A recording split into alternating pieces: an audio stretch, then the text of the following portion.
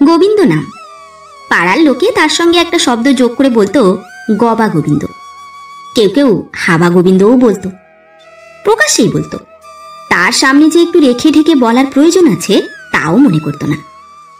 আসলে সে যে শব্দ দুটোর অর্থ বুঝবে, তার কোনো প্রতিক্রিয়া জাগবে বোঝার ফলে এটা কারো মাথাতেই যেত না।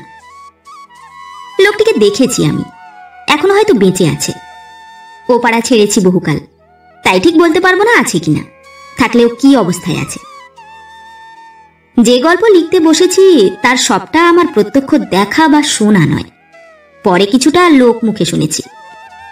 আর গল্প লিখতে বসলে সবটা সত্যি কেউ লিখেও না। আজকাল ফটোতেও রং করার রেওয়াজ হয়েছে, কথাতেও যথেষ্ট রং চড়ালে কাহিনী হয়। তবে মোটামুটি বেশিটাই সত্যি, এটা চুপি চুপি বলছি, বিশ্বাস করতে পারেন। আমরা যে পাড়ায় থাকতুম সেটাকে মিশ্রিত পল্লী বলা চলে। দেখেছেন বই কি আপনারাও, শিয়ালদার দক্ষিণে রেলের ধারে। বস্তিতে আর পাকা বাড়ির সারিতে জড়াজড়ি। অবশ্য 4 নম্বর পোলের ধারে যে বস্তি কটা চোখে পড়ে, আমাদের বাড়ির পাশের এই বস্তিটা ঠিক সেরকম নয়, একটু ভদ্র মতো। টিনের দেওয়াল দেওয়া ঘর, টিনের কি খাপড়ার চাল, মেঝেটাও পাকা। আবার অন্যরকমও ছিল, চেরা বাঁশে মাটি ধরানো দেওয়াল, খাপড়ার চাল। এমন বস্তিও একেবারে ছিল না তা নয়, তবে সে এদিকটাই তত নেই, লাইনের ধারেই বেশি। গোবিন্দরা যে ঘরে থাকতো সেটাই এই মেজ বস্তির শ্রেণীতেই পড়ে, কিন্তু আর এক হিসাবে গোত্র ছাড়াও বটে। এটা ওই বড় টানা বস্তিটা থেকে বিচ্ছিন্ন, একটা আলাদা টুকরো, যেন একটা কদ জমির কোণা। হঠাৎ পেয়ে গিয়েছিল বস্তির মালিক, 2টো ঘর তুলে নিয়েছে। তাতে এই মহলের প্রজারা যে একটু বেশি সুখে আছে তা মনে করার কোনো কারণ নেই। জায়গাটা বড় বস্তির পিছনের দিক।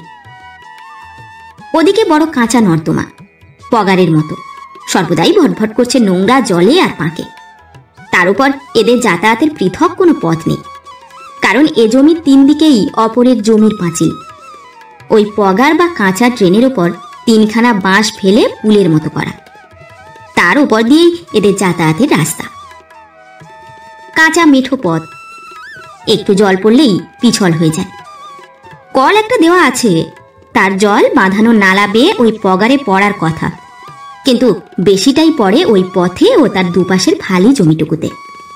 ফলে 12 মাসই কাদা হয়ে থাকে, দুর্ভোগের অন্ত নেই। এরই একটা ঘরে থাকে গোবিন্দ, কিন্তু যাতে ওরা বামুন। দেখতেও খুব একটা খারাপ নয়, রংটা তো বেশ ফর্সা, তবে একেবারেই বোকা। সত্যি সত্যি হাবা যাকে বলে। ভালো করে কথাও বলতে পারতো না, জিভ জড়িয়ে একটা আধো আধো উচ্চারণ হতো, টট হতো উচ্চারণই হতো না কোনো কালে। বলতো, শালাটা দিন তোতো কোলে হাঁটছি।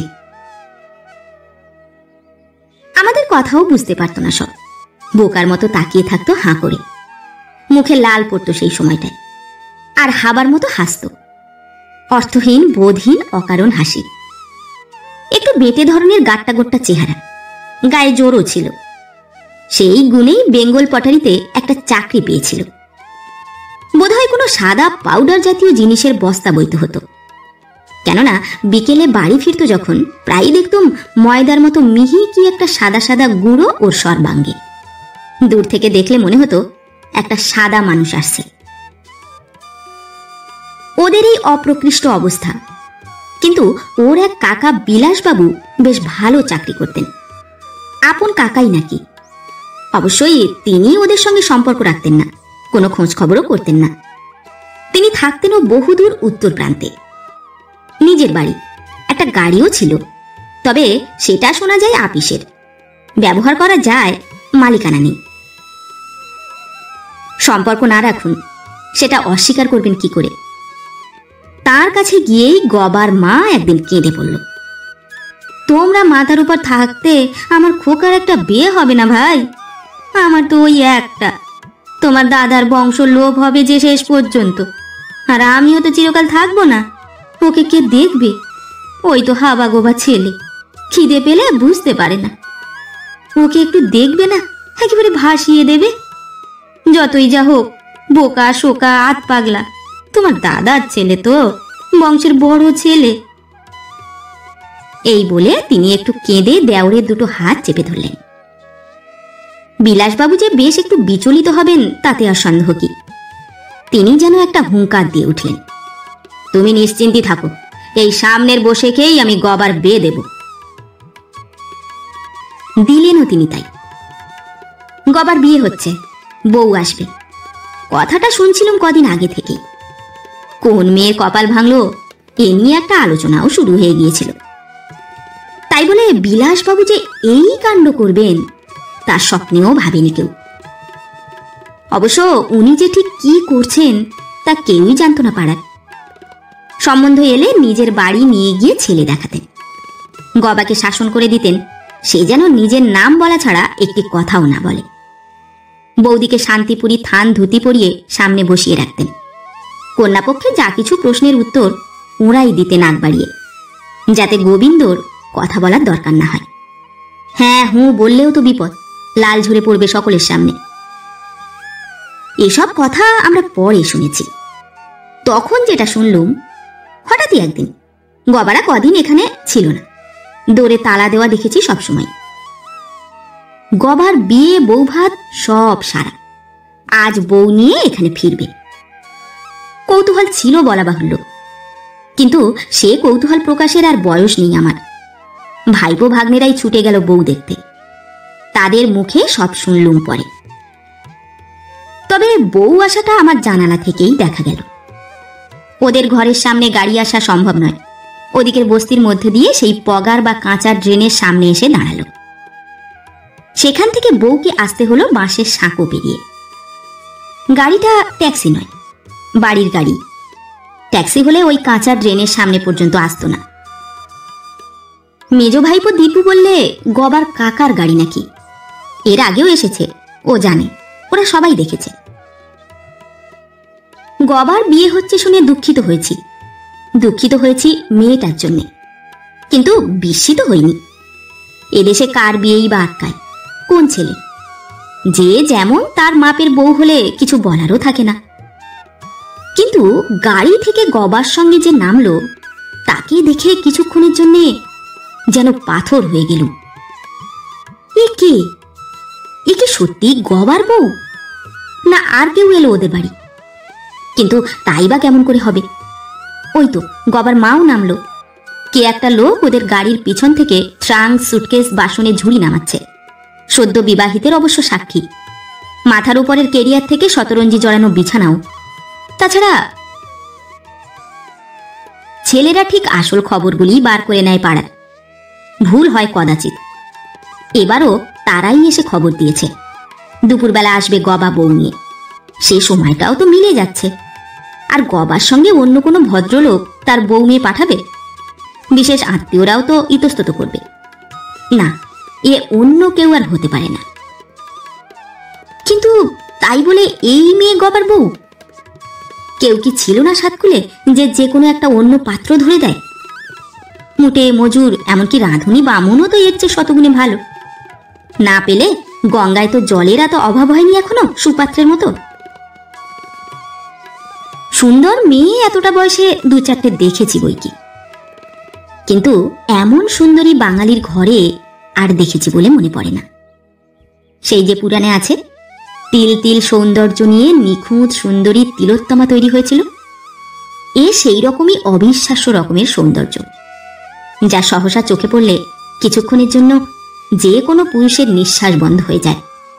অকারণেই বুকের মধ্যে একটা নাম না জানা যন্ত্রণা অনুভব করে মানুষ। অপার্থিব, অবাস্তব বলে মনে হয় সে মেয়েটাকে। শুধু তাই নয়, আরেকটু লক্ষ্য করে দেখতেই অনেক কিছু নজরে পড়ল। এ শহরের মেয়ে, পাকা বাড়িতে বাস করে এসেছে এতকাল। বস্তি দেখেওনি হয়তো এর আগে, দেখলেও দূর থেকে দেখেছে, ট্রেনে বা গাড়িতে করে যেতে যেতে। যেরকম আতঙ্ক বিহবল অবিশ্বাসের দৃষ্টিতে চারদিক চেয়ে চেয়ে দেখতে লাগলো, যেভাবে ভয়ে ভয়ে সেই তিনখানা বাঁশের সাঁকো পার হলো, তাতে এই ধারণাই সমর্থিত হয়। আরো মনে হলো যার তার বা ভিখিরির হাতে দেবার মতো অত দুরবস্থা নয় ওর বাবার। গায়ে মোটামুটি গহনাও সাজিয়ে দিয়েছেন তিনি, চুড়ি, হার, বালা, কানের গহনা, এখান থেকেই এক নজরে চোখে পড়ল। পরনের বেনারসি শাড়িখানাও জ্যালজেলে নয়, অন্তত এই দূর থেকে যতটা দেখা যাচ্ছে তাতে তাই মনে হয়। ট্রাঙ্ক, দানের বাসন কোনোটাই দেনো বা খেলো মনে হচ্ছে না। সাধারণ গৃহস্থ ঘরে যেমন দেয় তেমনই দিয়েছেন তারা। বিয়ের ইতিহাসটা বার করতেও দীপু, কেলো ওদের বেশি সময় লাগলো না। ওদের ওই বস্তির কি আশেপাশের পাকা বাড়ির ভাড়াটে সমাজ, সর্বত্র অবাধ গতিবিধি, মেয়েদের সঙ্গেও সহজ মেলামেশা, কেউ কাকা, কেউ মাসি, কেউ বৌদি। সুতরাং পাড়ার খবর সংগ্রহ করতে অসুবিধা হবার কথাও নয়। মেয়ের বাবার যা শুনলুম, সত্যিই এত খারাপ অবস্থা নয় যে তিনি জেনে শুনে এই রকম পাত্রে দেবেন। তা তিনি দেননি। এক মাঝারি মার্চেন্ট আপিসে কাজ করেন। সংসার বড় বলে তেমন বড় মানুষই দেখাতে পারেন না, নইলে মাইনেও একেবারে যৎসামান্য পান না। আসলে মেয়েটি লেখাপড়ায় বেশি দূর যেতে পারেনি। যতটা রূপ দিয়েছেন ভগবান ততটা মাথা দেননি, হয়তোবা সেই জন্যই দেননি। একদিকে যখন যথেষ্ট মূলধন দিয়েছেন তখন আর একদিকে নাই দিলেন, এই বোধহয় ছিল তার হিসেব। স্কুল ফাইনাল ফেল করে ঘরে বসেছিল সরমা, গবার এই বউ। এই অবস্থাতে বিলাসবাবুর ঘটক গিয়ে এই সুপাত্রটির খবর দেয়। বিলাসবাবু ঘটককে আগাম বকশিস দিয়ে রেখেছিলেন, কবলেছিলেন আরো বেশি। ঘটক বলেছিল, বিলাসবাবু ধনী ব্যক্তি সে তো সবাই জানে, ভাইপো বংশের সেই মান রেখেছে। সে বেঙ্গল পটারির ফোরমান, যাদবপুর থেকে ইলেকট্রিক্যাল ইঞ্জিনিয়ারিং পাশ করেছে। ডিপ্লোমা কোর্স অবশ্য, কিন্তু ইঞ্জিনিয়ার হলেই বা এর চেয়ে বেশি কি করত। দেখতেও সুন্দর, খাই বেশি নেই, মেয়ে পছন্দ হলে দর দস্তুরে আটকাবে না। সরমার বাবা হাত বাড়িয়ে স্বর্গ পেয়েছিলেন। বিলাসবাবুদের গাড়ি চেপে দেওর সঙ্গে মা মেয়ে দেখতে গেছেন। ওরাও দেখেছেন এসে বিলাসবাবুর বাড়ি, ধরেই নিয়েছেন একান্নবর্তী পরিবার। বিলাসবাবু কারখানায় ঠিক কি কাজ করেন সুকৌশলে সে প্রশ্নটা এড়িয়ে গেছেন। কন্যাপক্ষ ঘটকের কথা অবিশ্বাস করার কোনো হেতু দেখেননি। আগে থাকতে সতর্ক হওয়ার ফলে গোবিন্দ যে মূর্খ, তার চেয়েও সাংঘাতিক হাবা, তা কেউই বুঝতে পারেননি।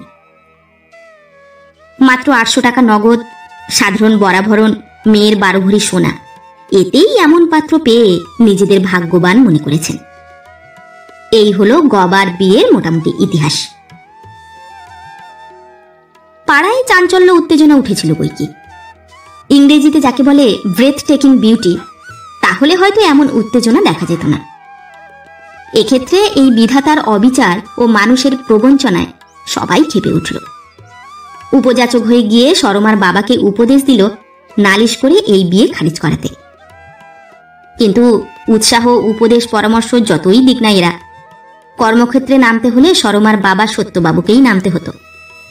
তিনি সেকেলে ধরনের শান্তিপ্রিয় ভীতু প্রকৃতির লোক, অদৃষ্টবাদী। এই শ্রেণীর লোক অদৃষ্টবাদী হয়, ঝঞ্ঝাটে তার বড় ভয়। তাছাড়া ব্যস্তও খুব, নিজের ও বিধবা বোনের মিলিত বিপুল সংসার চালাতে। আপিসের আয় খুব কম না হলেও তাতে কুলোয় না, তার সঙ্গে খুচরো উপার্জন যোগ করতে হয়। সময় অর্থ দুটোরই অভাব। তিনি কপালে হাত দিয়ে জানালেন, এসব প্রারব্ধ, তাঁদের ও মেয়েরও। কপালে দুর্গতি থাকলে কে খণ্ডাবে। এখন মামলা করে এই বিয়ে নাকচ করতে গেলে বিস্তর সময় আর টাকার দরকার। কে করবে তার হয়ে? বিলাসবাবু যে মিথ্যে বলে দিয়েছেন তার তো কোনো সাক্ষ্য প্রমাণ নেই। আদালতে মামলা দাঁড় করানোও শক্ত।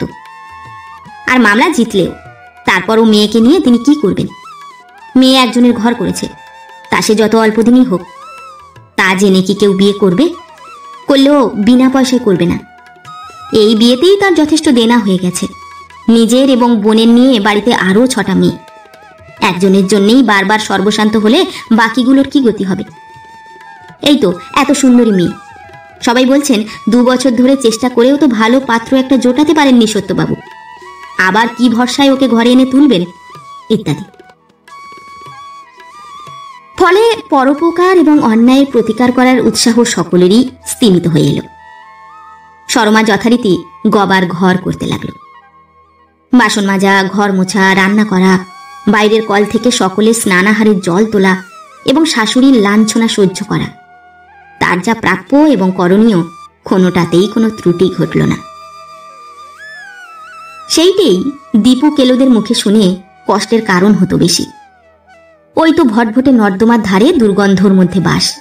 পুরাণ পুঁথিতে যে নরকবাসের কথা আছে সেও বোধহয় এর চেয়ে বেশি দুঃসহ নয়। তার মধ্যে দিবারাত্র পরিশ্রম। ভোরে উঠে বাসন মেজে উনুন ধরিয়ে রেঁধে দিতে হয় 7টার মধ্যে। চা থেকে ভাত ডাল সবই। গবার 8টায় ডিউটি।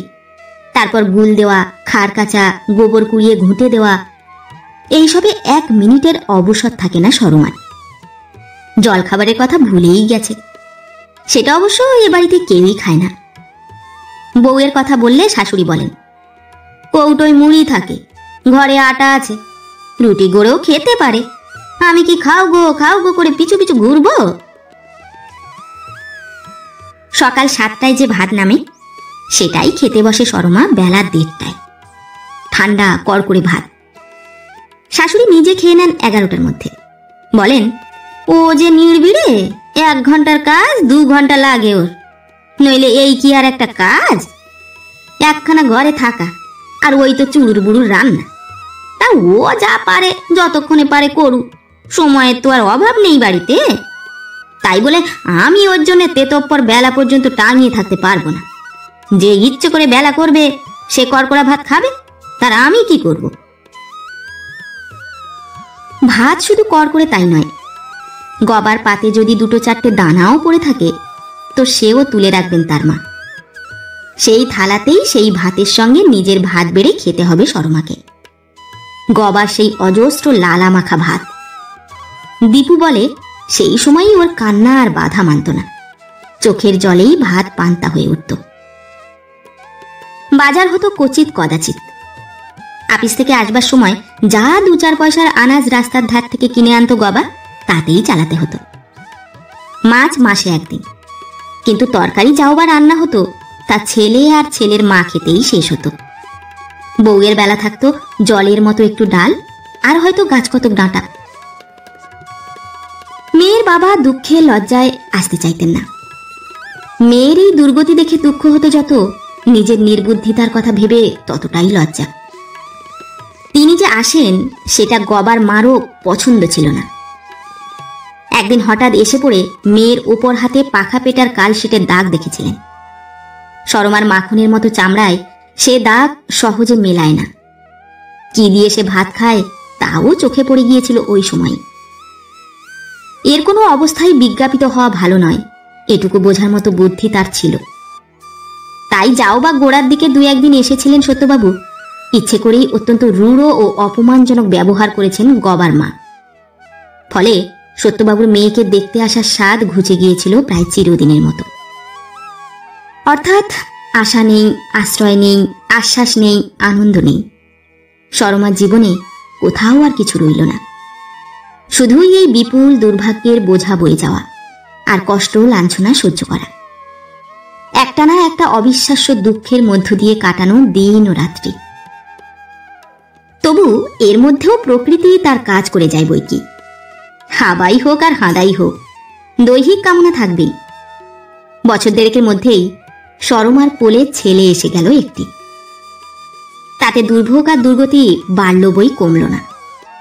নাতির আদর হলে তার গর্ভধারিণীরও আদর হবে, ন্যায়শাস্ত্রের এমন অনুশাসন নেই। শিশু পালনের সহস্র রকম কাজ তার এতটুকু সাহায্যের চেষ্টা মাত্র করেন না শাশুড়ি। পুত্রবতীর পুষ্টিকর না হোক, পেট পুরে খাওয়ারও কোনো ব্যবস্থা করেন না। অমানসিক পরিশ্রম আর ওই কদর্য খাওয়া। ঈশ্বর দত্ত স্বাস্থ্য ভালো ছিল বলেই এতকাল সয়েছিল সরমা। এবার সে স্বাস্থ্যও জবাব দিল। শরীর ওর ভেঙে পড়ার উপক্রম হল। কথায় আছে, গর্তের ব্যাংকেও অবিরত খোঁচালে সে একসময় তেড়ে ওঠে, রুখে দাঁড়ায়। স্বভাব ভীরু সরমাও একসময়ে কঠিন হয়ে উঠল, অন্তত একটা ব্যাপারে। একটি সন্তান হলেই গবার কাম পিপাসা কমবে এমন মনে করার কোনো হেতু ছিল না, কমেও নি। তাছাড়া ওসব তার মাথাতে ঢুকত না, সেসব শিক্ষা তো ছিলই না। কিন্তু এইখানে সরমা একেবারে বেঁকে দাঁড়ালো। না, আর নয়, এরপর সন্তান আর নয়। এতদিন কটূক্তি বর্ষণ, শাসন, লাঞ্ছনাদি যা করবার গবার মাই করতেন। গবা কোনোদিন তা নিয়ে মাথা ঘামায়নি। মার ওপর কথা বলার কথা সে ভাবতেও পারত না। তাছাড়া তার স্ত্রীকে শাসন করবার প্রয়োজনও হয়নি। খাওয়া এবং শোয়া চলে গেছে স্বাভাবিক নিয়মে। এর বেশি মাথা ঘামানোর মতো মাথা তার ছিলও না। কিন্তু এবার সেও উত্তপ্ত হয়ে উঠল। জীবন সম্বন্ধে তার ধারণা ছিল পশুর মতোই, আহার নিদ্রা জৈব মিলন, এছাড়া অন্য কোনো চিন্তা বা ধারণার অস্তিত্ব ছিল না তার কাছে। শেষেরটার স্বাদ আগে পায়নি, এখন পেয়েছে। সেটা নিত্য প্রয়োজন, অভ্যাসে দাঁড়িয়ে গেছে, জীবন ধারণের প্রধান অঙ্গ হয়ে দাঁড়িয়েছে। তাইতে বাধা পেয়েই সে ক্ষিপ্ত হয়ে উঠল এবং যা সে এতকাল করেনি, দৈহিক নির্যাতন শুরু করল। আর এই জ্বালার কারণটা যখন গবার মা শুনবেন, তখন তিনিও লাঞ্ছনা নির্যাতনের নূতন কারণ পেয়ে উল্লসিত উৎসাহিত হয়ে উঠবেন, সেও তো জানা কথাই। বউ স্বামীর কাছে শুতে চায় না, আর ছেলে পেটে ধরতে রাজি নয়, এমন কথা তাঁর 14 পুরুষে কেউ কখনো শোনেনি। এসব খ্রিস্টানিপনা তাঁর ব্রাহ্মণের ঘরে তিনি সহ্য করতে রাজি নন। এ বিবিয়ানা ভদ্র গৃহস্থ ঘরের মেয়েরা মুখেও আনতে পারত না। এ তো পুরোপুরি খারাপ মেয়ে মানুষদের মতো কথাবার্তা, আচার আচরণ। ছেলে পেটে না ধরে গতর ভালো রাখবি কার জন্যে? বলি, মেয়েদের শরীর তো স্বামীর ভোগের জন্যেই। তোকে কি ঘরে বাবু বসাতে হবে নাকি যে ফুল ফুলে মুখখানি রাখতে হবে? এসব ছোট লোকপনা আমার এখানে চলবে না, সাপ বলে দিচ্ছি। এসব করতে হলে বাজারে গিয়ে নাম লেখা গে যা, আমরাও বাঁচি, তুইও বাঁচ। হারামজাদি ঘরে এসে স্তক আমাকে জ্বালিয়ে পুড়িয়ে খেলো গা। 7 পুরুষ বজ্জাতের ঘরের মেয়ে এনে আমার ঘরের লক্ষ্মী যেতে বসেছে, বলে ধনে পুত্রে লক্ষ্মী লাভ, পুত্তুরি বাদ। সে হুঙ্কার ও গর্জন, আস্ফালন করে তেড়ে যাওয়া পাখার বাঁটের বাড়ি মারবার শব্দ আমার ঘর থেকেই দেখা ও শোনা যেত। সহ্যের সীমা অতিক্রম করেছিল সরমার অনেকদিনই। তার নিজের সঙ্গে যুদ্ধ করারও শক্তি ছিল না, বোধহয় কোনো কারণও না। ভদ্রঘরের মেয়ে সতী ধর্ম সম্বন্ধে উচ্চ ধারণা ছিল যথেষ্টই, তবু সব জিনিসই নিরন্তর আঘাতে ক্ষয়ে যায়। সে ধারণাও যাবে, তাতে আর আশ্চর্য কি? শাশুড়ির সব কথাই সরমাকে এতাবৎ মানতে হয়েছে অনিচ্ছায়। শেষেরটা সে সম্পূর্ণ স্বইচ্ছাতেই মেনে নিল। বেশ ভেবে চিনতে সব দিক বিবেচনা করে সত্যিই একদিন বাজারে নাম লেখাবার উদ্দেশ্যেই গৃহত্যাগ করল সে। কারো প্রলোভনে পড়ে বা কারো প্রতি আকৃষ্ট হয়ে নয়, সুখে ও শান্তিতে এর থেকে স্বচ্ছন্দে থাকবে বলেই। পশুর জীবন নয়, মানুষের জীবনযাপন করবে বলেই চলে গেল। মহৎ জীবন নয় ঠিকই, স্বাভাবিক সাধারণ জীবনও যে তার কাছে দুরাশা। বাপের বাড়ি আশ্রয় খুঁজে কোনো লাভ নেই, শুধু শুধু তাদের বিব্রত করা। তাছাড়া বাবার সম্বন্ধে একটা সুগভীর অভিমানও বহুদিন থেকে তিলে তিলে পুঞ্জীভূত হয়েছিল, সে কথা সে গোপনও করেনি। পাড়ায় ছোট ছেলে মেয়েদের মধ্যে যা 2-1টি শুভানুধ্যায়ী ছিল তার, বা বস্তির অন্য ভাড়াটেদের মধ্যে 2-1জন সমব্যথিনী, তাদের সঙ্গে কথাবার্তায় সে অভিমান প্রকাশ পেয়েছে। পৃথিবীর কোনো বাবাই বোধহয় এমন বিয়ে দেয় না মেয়ের। নিজের মূর্খতায় ও অজ্ঞতায় দিয়ে ফেললেও এমন নিশ্চিন্ত হয়ে বসে থাকে না। এ ব্যবহার যে করতে পারে, তাকে বাবা বলে ভাবতে ইচ্ছে হয় না ওর। ওর পরের বোনটির বিয়েতে বাবা নিমন্ত্রণ করতে এসেছিলেন। সে বাবার সঙ্গে নাকি একটা কথাও বলেনি, অকারণেই কটা বাসন টেনে নিয়ে রাস্তার কলে চলে গিয়েছিল। কলের ধারে মাটিতে বসে মাজতে শুরু করেছিল। বিয়েতে তো যায়নি। শাশুড়িও পিড়াপিড়ি করেনি অবশ্য, কারণ গেলে লৌকিকতার প্রশ্ন উঠত। সেই জন্যেই বাপের বাড়ি বা অন্য কোনো আত্মীয়ের কথা চিন্তা না করে সোজাসুজি শাশুড়ির তিরস্কার বাক্যার্থ মেনে নিয়ে বাজারেই গিয়ে উঠল সে। সেই একরকম হারিয়েই গেল শর্মা। আমাদের মধ্যে থেকে, ভদ্র সমাজ থেকেই হারিয়ে গেল সে চিরদিনের মতো। আমরাও কিছুদিন পরে ওপাড়া ছেড়ে দিয়েছি, নারকেলডাঙ্গার নতুন রাস্তায় বাড়ি করে চলে এসেছি। আর থাকলেও তার খবর পেতাম কি করে? তবে সে যে বেঁচে আছে, আত্মহত্যা করেনি, যা প্রথমটায় মনে হয়েছিল, বাঁচার জন্য অন্য পথ, অন্য জীবন অবলম্বন করেছে, সে খবরটা মধ্যে মধ্যে পাওয়া যেত। কেউ হয়তো তাকে দেখেছে মহার্ঘ বেশভূষায় সিনেমা থেকে বেরোতে, কেউ বা দেখেছে একটি মোটা অনেক আংটি, সিল্কের পাঞ্জাবি, সোনার হার পরা বাবুর সঙ্গে সন্ধ্যার পর দক্ষিণেশ্বরের মন্দিরে ঢুকতে। কেউ বা দেখেছে বালিগঞ্জের সম্ভ্রান্ত দোকানে শৌখিন শাড়ি কিনতে। একবার শুনলুম পাড়ার সুরেনবাবু পুজোর সময় মুসৌরির কুলুরি বাজারে ঘুরতে বেড়াতে দেখেছে, সঙ্গে এক সাহেব বেশি ভদ্রলোক। খবর গবারও পাই বই কি। পরের বিয়েটা তো ও পাড়া ছাড়বার আগেই দেখে এসেছি। 1.5 বছরের ছেলে রেখে চলে গিয়েছিল সরমা। তাকে মানুষ করা, গবাকে 7টার মধ্যে আপিসের ভাত জোগানো, দীর্ঘদিন অনভ্যাসের পর আর পেরে উঠছিলেন না ওর মা। তবু তো গবা উঠে চা করা, ছেলের কাঁথা কাচা, কয়লা ভাঙা অনেক কাজ করে দিত। সুতরাং আবার বিয়ে করা ছাড়া গত্যন্তর নেই গবার, এ সবাই জানত। দৈহিক প্রয়োজন তো আছেই, সংসারের প্রয়োজন আরও জরুরি। তবে কোণে খুঁজতে নেমে দেখা গেল সত্যবাবুর মতো আহাম্মক মেয়ের বাপ বেশি নেই।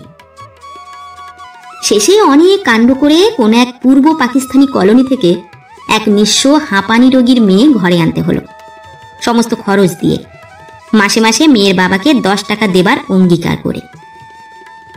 তাও পাড়ায় রটে গেল মেয়ে ব্রাহ্মণের নয়, এমনকি কায়স্থেরও নয়। যে পদবী ওদের তা ব্রাহ্মণেরও হয়, নমশূদ্ররও হয়। কোন জাত কেউ সঠিক জানে না। বিয়ের পরের খবরও মধ্যে মধ্যে পেয়ে যেত। কেলোদের ও পাড়াতেই জন্ম, এত বয়স অবধি ছিল, বন্ধুবান্ধব বেশিরভাগই ওখানে। সুতরাং বাস ছাড়লেও যাতায়াত বন্ধ হয়নি, তাদের মুখ থেকেই খবর মিলত। গবার এ বউ যেন সরমার ব্যর্থ জীবনের সমস্ত বেদনা আর অভিশাপ মূর্তি ধরে এসেছে। প্রচণ্ড দজ্জাল, মুখরা প্রখরা দুই। তাকে না শাশুড়ি না স্বামী কেউই পেরে ওঠে না। সামান্য কিছু বলতে গেলেই চেঁচিয়ে পাড়া মাথায় করে। লোকজন ছুটে এলে চিৎকার করে এদের কীর্তির ফিরিস্তি দেয়। আগের বউকে কি করে জোচ্চুরি করে এনেছিল দেওর ভাজ মিলে, কি দুর্ব্যবহার করে কুপথে যেতে বাধ্য করেছে তাকে, ইতিমধ্যে সেসব কথাই শুনেছে সে। প্রথমেই সে সব খবর সংগ্রহ করেছে পাড়া থেকে। সেই ইতিহাসকেই অস্ত্ররূপে প্রয়োগ করত, সবিস্তারে রং চড়িয়ে বলতো। সেই ভয়ে মা বেটা বেশি কিছু শাসন করতে সাহস পেত না। সংসারের চাকাও ঘুরে গিয়েছিল সম্পূর্ণভাবেই। এখন মাকেই ভোরে উঠে বউ ছেলেকে চা করে দিতে হয়, উনুনে আঁচ দিয়ে বাসি পাট সারতে হয়। বউ পরিষ্কার বলে দিয়েছে, বাইরে ব্যাবাক লোক, রাস্তার কলের থেকে জল আই না, পাট কাম আমি করতে পারুম না। অবশ্য গবার মা খুব সহজে হাল ছাড়েনি। অনেক কৌশল, অনেক অন্তর্টিপুনি দিয়ে শাসন করার চেষ্টা করেছেন। নব নব পদ্ধতি প্রয়োগ করতে গেছেন, কিছুই লাভ হয়নি। ইদানিং শুনছি বউ রুদ্ররূপ ধারণ করেছে, হাতও উঠেছে তার, এমনকি স্বামীকে লাথিও মারে মধ্যে মিশেলে। শাশুড়ি ঝাঁটা খেয়েই হার মেনেছেন নাকি, আরও চুপসে গেছেন তিনি। বউয়ের ভয়ানক ভয়ানক ভয় দেখানো। সে বলে, দৌড়ের শিকল দিয়া আগুন লাগাবো ঘরে, তোদের পুড়িয়ে মারবো, বেশি কিছু করবি তো। শুনতুম আর ভাবতুম, এ খবরটা যদি সরমার কাছে পৌঁছত, কিছুটা তৃপ্তি পেত অন্তত। দেখা গেল খবর তার কাছে পৌঁছত, নিয়মিত না হলেও প্রায়ই পায় সে। আমরাই সে খবরটা, সরমার খবর পাওয়ার খবরটা পেলাম বরং অনেক পরে। সরমা চলে যাওয়ার বছর 8 পরে হঠাৎ দেখা হয়ে গেল পুরীতে জগন্নাথ দেবের মন্দিরে। চন্দন যাত্রার সময় সেটা। রোজ বিকেলে জগন্নাথ দেবের প্রতিনিধি মদনমোহন যান সেজেগুজে নরেন্দ্র সরোবরে জল বিহার করতে। বহু ভক্ত সমাগম হয় সে সময়। আমিও সেই উদ্দেশ্যেই গেছি। সঙ্গে সঙ্গে চন্দনপুকুর পর্যন্ত না যাই, রওনা হওয়াটা অন্তত দেখব। আমি যখন পৌঁছেছি তখনও যাত্রার বহু বিলম্ব। সবে নাকি মূল দেবতার যাত্রা ভোগ লেগেছে। সে ভোগ সরলে তবে মদনমোহন রওনার তোড়জোড় করবেন। এদিকেও দেরি, ওদিকেও দর্শন বন্ধ। অনেক দর্শনার্থী নান মন্দিরের দরজার বাইরে সিঁড়ির দুদিকে পাথর বাঁধানো জায়গাটায় বসে অপেক্ষা করছেন। আমিও গিয়ে একধারে বসলুম। আর বসে এদিকে চাইতেই প্রথম যার চোখে চোখ পড়ল সে সরমা। আমার থেকে মাত্র হাত 3 তফাতে বসে আছে। না, চিনতে কোনো অসুবিধা নেই। সে চেহারা বঙ্গদেশ কেন, ভারতেই এত সুলভ নয় যে দেখার পরও ভুলে যাব। অনেকেই এই মন্দিরে বসেও হাঁ করে চেয়ে আছেন। অল্প বয়সের সে আশ্চর্য রূপ পরিপূর্ণ হয়ে যেন আরও মধুর হয়ে উঠেছে। পরিপূর্ণ হয়েছে, কিন্তু দেহের সীমা লঙ্ঘন করেনি, স্থির হয়েই আছে। ওকে দেখে স্থির বিদ্যুৎ কথাটার অর্থ বুঝলাম। শর্মা বোধহয় মুহূর্তকাল ইতস্তত করল, তারপর হাত তুলে একটা নমস্কার করে আস্তে সরে এলো। বললে, আপনি তো দীপুর কাকা নন্দবাবু না? কতদিন ধরে ভাবছি আপনার সঙ্গে দেখা করব, কিন্তু কিছুতেই সাহসে কুলল না। এই মুখ নিয়ে কোন লজ্জায় যাব? যদি আপনি কথা না কন, যদি মুখের উপরই দরজা বন্ধ করে দেন, এই ভয়েই আরো। রূপের আঘাতটা মন মাথা তখনও সামলে উঠতে পারেনি। আস্তে আস্তে বললুম, না না, তা কেন? ছি, কি অবস্থায় তুমি বাইরে পা দিয়েছ সে কি আর আমরা জানি না? তুমি বলে তাই অতদিন তবু ওই জানোয়ারটার ঘর করেছ, অন্য কোনো মেয়ে পারত না। পারত না কেন? আর একজন তো ঘর করছে। ম্লান হেসে বলল সে। হ্যাঁ, সে পারে। ওইটা আমার একটু ভুল হয়েছে, বলা উচিত ছিল কোনো ভদ্র ঘরের বা ভদ্র মেয়ে পারত না। সে কি করছে তা তো জানো না? তোমার ওপর অত্যাচারের 4 গুণ শোধ তুলছে সে। জানি, খবর সবই পাই। খবর পাও? নিশ্চিত না হয়ে পারি না।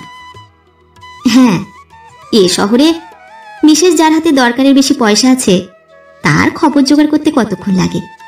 ইচ্ছে থাকলেই যে কোনো খবর পাওয়া যায়। কিন্তু ওদের খবরের ইচ্ছে এখনো তোমার আছে, সেইটাই তো অবাক হবার মতো কথা। ও জীবন তো তোমার ভুলতে চেষ্টা করাই উচিত। ও তো দুঃস্বপ্ন একটা। কিন্তু ছেলেটাই যে ওখানে পড়ে, সেই জন্যই আরো চেয়েছি আপনার সঙ্গে দেখা করতে। বড্ড দরকার, কিছুতে সাহসে কুলোয়নি বলেই। সংকোচেই যেন কথাটা শেষ করতে পারে না। হেসে আশ্বস্ত করে বলি, এত খবর যখন রাখো তখন এটাও জানা উচিত যে বহু লোক প্রত্যহ আমার কাছে আসে নানা দরকারে। তোমার সামনেই তো থাকতুম, দেখেছো নিশ্চয়ই। কেলোদের কাছেও শুনে থাকবে। যত লোক আসতো সবাই যে গঙ্গা জলে ধোয়া তুলসী পাতা, এমন কথা কে বললে? দাদাই বলছি, অপরাধ নেবেন না। ছেলেটাকে কি কিছুতেই আমার কাছে রাখা যায় না? 10-11 বছর বয়স হয়ে গেল, লেখাপড়া কিছুই হচ্ছে না। শুনেছি স্কুলে পর্যন্ত দেয়নি। কর্পোরেশনের স্কুলে গিয়েছিল মাস কত, বই জোটেনি বলে তাও আর যায় না। পাড়ায় বস্তির বখা ছেলেদের সঙ্গে ডাঙ্গুলি খেলে ঘুরে বেড়ায়। এই বয়সেই হয়তো বিড়ি খেতে শিখেছে, হয়তো খারাপ গালাগালও সব। কিন্তু তোমার পরিবেশই কি স্বাস্থ্যকর হবে ওর পক্ষে? অনিচ্ছা সত্ত্বেও কথাটা মনে করাতে হয়। লজ্জায় অপমানে সুগৌর মুখ জবা ফুলের মতো লাল হয়ে ওঠে। মাথা নামিয়ে বলে, জগন্নাথের মন্দিরে বসে মিথ্যে কথা বলবো না। 2 বছর আগে পর্যন্ত ওই পাড়াতেই থাকতুম, কিন্তু এখন ইনি মানে যে ভদ্রলোক আমাকে পালন করেন, আলাদা নিউ আলিপুরে ফ্ল্যাট কিনে দিয়েছেন। একটি বামুনের মেয়ে আছে, রান্না বান্না করে, সেই পাহারা দেয়। ওই যে সঙ্গে এসেছে। আর একটি পুরনো বুড়ো চাকর, এই নিয়ে থাকি। উনি আসেন রাত 10টার পর, ভোরবেলা চলে যান। খারাপ কোনো দৃষ্টান্ত দেখবে না সে। তাও বাড়িতে রাখবো না ছেলেকে, ভালো কোনো স্কুলের হোস্টেলে রেখে দেব। একটু আধটু ছুটি ছাটায় বাড়ি আসবে। আমার মনে হয় এক্ষেত্রে এদের দিক থেকে কোনো অসুবিধা হবে না। যা দিনকাল, একটা ছেলে পোষা তো সহজ নয়, ওরা বেঁচেই যাবে। ছেলের ঠাকুরমারই এক টান থাকার কথা, বাপ তো জড়ো ভরত। তা ঠাকুমাও আর পেরে ওঠে না, খাটুনি কমলে খুশিই হবে বোধহয়। তাছাড়া খরচের কথাটা তো আছেই। এ স্ত্রীর বাধা দেবার কোনো কারণই নেই। একে সতীনের ছেলে, তাই গরিবের সংসারে বসে খাচ্ছে। আমার মনে হয় ওদের গিয়ে বললেই ছেড়ে দেবে। দেবে দাদা? হঠাৎ হাঁ হাঁ করতে করতে সে 2 হাতে আমার পায়ের ধুলো নিল। দেব মন্দিরে দেবতা ছাড়া আর কাউকে প্রণাম করতে নেই, হয় সে জানে না, নয়তো আশায় আনন্দে দিশাহারা হয়ে গেছে। কথাটার ওইখানেই শেষ হলো না। শর্মা আমি যেদিন ফিরবো শুনে নিয়ে সেই দিনই ফিরল। আর তার নিরন্তর তাগাদায় একদিন সত্যি সত্যি আবার ওই পাড়ায় যেতে হলো। রবিবার দেখে গিয়েছিলাম। গাড়িতে শর্মাকে বসিয়ে রেখে যতদূর সম্ভব মাথায় ঘোমটা দিয়ে এক কোণে বসে রইল। আমি আর দীপু গেলুম সেই ছোট্ট পুলটা পেরিয়ে, গবাদের দরজায় গিয়ে দাঁড়ালুম। আমাদের দেখে তিনজনেই বেরিয়ে এলো দরজার কাছে। মায়ের ছেলেটা শুদ্ধ তার ঠাকুমার গা ঘেঁষে এসে দাঁড়ালো। একবার মাত্র তার দিকে চেয়েই বুঝতে পারলুম সরমার আশঙ্কা কি নিদারুণ সত্য। ছেলেটার বোধহয় মানুষ হবার, লেখাপড়া শেখার সম্ভাবনা কোথাও কিছুমাত্র নেই। আর কিছুদিন পরে যদি কারখানায় ঢোকাতে পারে গবা তো ভালো, নইলে পকেট মারদের দলে গিয়ে পড়বে হয়তো। তবু সরমার বক্তব্যটা জানালুম ওদের, যতদূর সম্ভব মোলায়েম ভূমিকা করে। মা ছেলেকে নিয়ে যেতে চায়, হোস্টেলে রেখে ভালো স্কুলে পড়াবে, মানুষ করবে ইত্যাদি। গবা একবার তার মার মুখের দিকে তাকালো, মাও গবার মুখের দিকে, কিন্তু তার কিছু বলার আগেই যেন বোমার মতো ফেটে পড়ল গবার নতুন বউ। কিসের জন্যে, কেন ছেলে দেব তাই শুনি? তার আসপর্দাও তো কম নয়, ছেলের ওপর ভালোবাসা উতলে উঠলো একেবারে। 1.5 বছর হয়নি ছেলেটা, তাকে ফেলে গেছিল, তখন এ ভালোবাসা কোথায় ছিল? আমরা গুমুদ ঘেটে এত বড্ডা করলুম, সব ধকল ঝক্কিটা পোয়ালুম, এখন উনি এসেছেন তৈরি ফসলটি ভোগ করতে। হায় হায়! আর তাও বলি, তার না হয় এত বিবেচনা নেই, লজ্জা ঘেন্না সব ঘুচিয়ে দিয়ে তবে তো ও কাজ করেছে, সার্থক পড়ল। আপনি কোন লজ্জায় এসব বলতে এলেন? সে আসতে পারল না, তাহলে জবাবটা ভালো করে দিত, ওই নর্দমার পা কিনে মুখে দিতুম, তাতে থানা পুলিশ যা হয় হতো। বিদ্যুৎ চমকের মতো মনে পড়ে গেল এই বউটির আজও কোনো ছেলে পুলে হয়নি, তাতেই। তবু বুঝিয়ে বলতে গেলুম, দেখুন, নালিশ মকদ্দমা করলে কি দাঁড়ায় তা তো বলতে পারা যায় না। তার পয়সা আছে, তার কাছে কিছুই না। আপনারা পারবেন মামলার খরচ টানতে? তাছাড়া ছেলেটা তো এখান থেকে একবর্ণ লেখাপড়া শিখছে না, এই বয়সেই তো দেখছি দস্তুর মতো বকে গেছে। মিছিমিছি তার ভবিষ্যৎটা নষ্ট করছেন কেন? যদি মানুষ হয় একটা চেষ্টা তো করতে পারবে অন্তত। আর এত বিষয় তার, সেটা থেকেও বঞ্চিত হবে। আপনারা ওকে কি দিতে পারবেন সে জায়গায়? পরিচয়, যতই যা হোক, এখানে থাকলে বামুনের ছেলে, ভদ্রলোকের ছেলে বলে পরিচয় দিতে পারবে। ওখানে তাকে কি ঘরে কি পরিচয়ের মধ্যে নিয়ে যেতে চাইছেন? বড় হলে লোকে কি বলবে? অমুক বাজারি মেয়ের ছেলে, এই তো। সগর্বে যেন কথাগুলো ছুঁড়ে মারে সে। কি উত্তর দেব মনে মনে দ্রুত ভেবে নিচ্ছি, ড্রাইভার এসে পিছন থেকে জামার খুঁড় ধরে টানল। ওই মায়াজি ডাকছেন আপনাকে। বিস্মিত এবং কিছুটা বিরক্ত হয়ে ফিরে গেলুম গাড়ির কাছে। দেখি সরমার 2 চোখ দিয়ে অবিরল ধারে জল পড়ছে। সে প্রায় রুদ্ধ কণ্ঠে বলল, থাক দাদা, ওদেরই জিনিস, সত্যি ওদের কাছেই থাক। আমার আমার সত্যি এটা আসপদ্দা, চলুন ফিরে যাই। মিছিমিছি অপমান, ছিছি, আমার মাথা খুঁড়ে মরতে ইচ্ছে করছে। সেদিন অদৃষ্টের নমুনা তো দেখেই নিয়েছিলুম, সেদিন আমার মরাই উচিত ছিল। এবার হাউ হাউ করে কেঁদে উঠল সে। মজার গন্ধ পেয়ে কৌতূহলী লোক জমেছে 2-1 জন করে। আমি তাড়াতাড়ি গাড়িতে উঠে দীপুকে ইঙ্গিত করলুম উঠে পড়তে। দাঁড়ান বলে একটা হুঙ্কার উঠল পিছনে। দেখি সেই বউটা ছেলেটার হাত ধরে হিড় হিড় করে টানতে টানতে নিয়ে আসছে।